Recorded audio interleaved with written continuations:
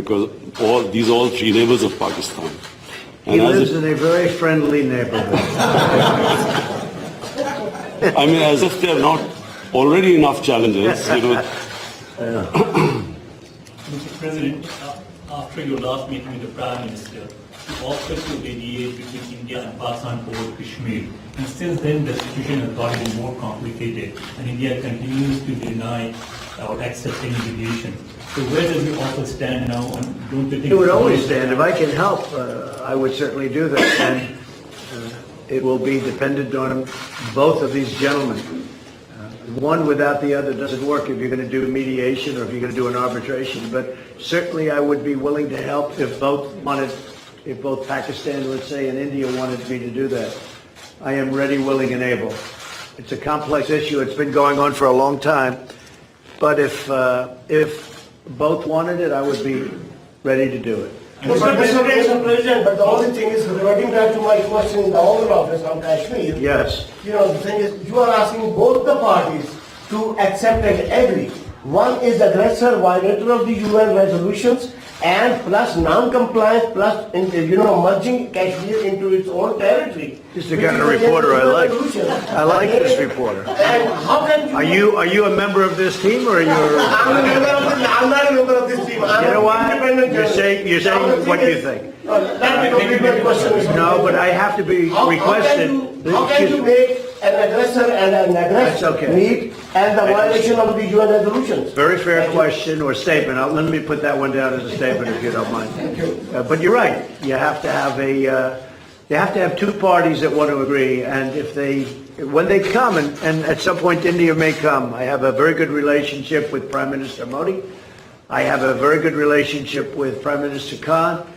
And if at any time they say, we have some points that we think we can maybe iron out, I think I'd be an extremely good arbitrator. I've done it before, believe it or not, and I've never failed as an arbitrator. I've been asked to arbitrate disputes, pretty big ones, from friends, and I've done it in a good, successful fashion. If I can be of help, you know that. If I can be of help, let me know. But you'd have to have the assent also from the other side. Prime Minister Johnson has now called for a new deal, just moments ago, for a new Iran deal. This is the first time he's called for that. I wonder what your reaction to it, and have you discussed that with him? Well, I think that's why he's a winner. That's why he's a man that's going to be successful in the UK, and I think that's great. You're talking about Boris, yes, right? I'm talking about Boris. Boris is a man who, number one, he's a friend of mine, and number two, he's very smart, very tough. And he does want a new deal because the other deal was ready to expire. It was a very short number of years left.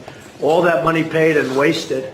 You didn't have the right to inspect the appropriate sites. You were looking at sites that would never be used to create nuclear. The sites that they would use, we weren't allowed to inspect. What kind of a deal is that? And ballistic missiles. They're allowed to test ballistic missiles and other things. But one of the biggest things is the fact that the agreement is going to expire in a very short number of years. And what kind of a deal is that? We're dealing with countries. You have to go long term. So I respect Boris a lot, and I am not at all surprised that he was the first one to come out and say that. Mr. President, this is the first time. This is Jadevali from here, to Pakistan. So this is the first time we get honest leadership like you in America. And I agree with that. This is the first time you've had honesty.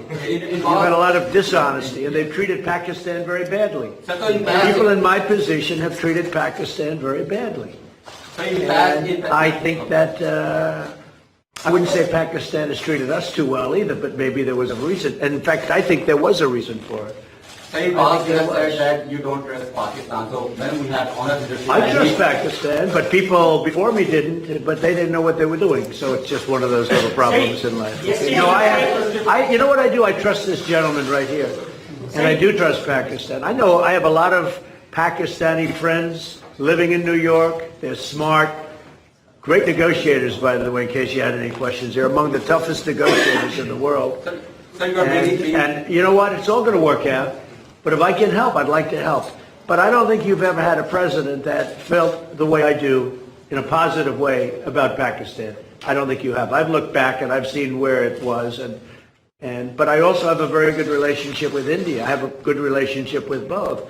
so that if they decide to use that feeling among both, I think we can help out. But this has been a long-standing feud. This has been going on for a long time. So you're Mr. President, yesterday on Share the State with PM Modi, he alleged that Pakistan is the hub of terrorism. Do you endorse that or do you disagree with that? Because you said that Pakistan has made a lot of terror. Well, I really have been pointing much more to Iran. I mean, Iran, if you look at that's been really the state of terror, and I've been saying it's the #1 state of terror in the world. And the agreement we had does not cover that. It was not doing well. It was doing very poorly. And now Iran is doing very poorly. Iran is a different place than when I took over. When I took over the United States, when I became president, Iran was a real threat to the entire Middle East and maybe beyond. And now they're having very, very big difficulties, to put it mildly. So we'll see. Are you happy with the progress that Pakistan has made countering terrorism, particularly eliminating terrorism? I've heard they've made great progress, and under this leader, he's a great leader. I think he wants to make great progress because there's no solution the other way. The other way is only going to lead to death and chaos and poverty. It's all it's going to lead to, and he understands it. Your Prime Minister understands it. Are you concerned about the human rights situation in Kashmir? About which? Human rights situation, human rights. Sure, I'd like to see everything work out. I want it to be humane. I want everybody to be treated well. You have two big countries, and they're warring countries, and they've been fighting. And I mean, I heard a very aggressive statement yesterday. I don't have to say that. I was there. I didn't know I was going to hear that statement. I had said, but I was sitting there, and I heard a very aggressive statement yesterday from India, from the Prime Minister, and I will say it was very well received within the within the room. The statement itself, that was a big room. There were 59,000 people. But it was a very aggressive statement, and I hope that they're going to be able to come together, India and Pakistan, and do something that's really smart and good for both. And I'm sure there's always a solution, and I really believe there's a solution to that.